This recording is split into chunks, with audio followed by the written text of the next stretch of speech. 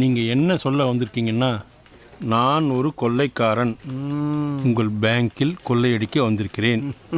இதை படித்துவிட்டு எந்தவித ரியாக்ஷனும் இல்லாமல் நான் கேட்கும் ரூபாய் 3,00,000 பண்டல் கட்டி தரவும். இல்லை என்றால் துப்பாக்கியால் சுட்டு கொன்று விடுவேன். அதுதானே? தெரியுதுல்ல, அப்புறம் என்ன பக்கத்தில் டிஸ்கஷன். படிச்சதை புரிஞ்சுக்கிட்டு சட்டுப்பட்டு அனுப்ப பாரு. அதெல்லாம் ஓகே சார். வேற என்ன? ஆனால் பூரா தப்பாக எழுதியிருக்கீங்க. தப்பு தப்பாவா? ம், என்னான்னு?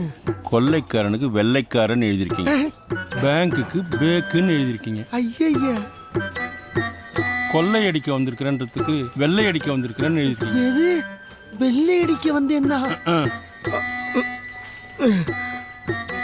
ரியாக்ஷன்ற வார்த்தைக்கு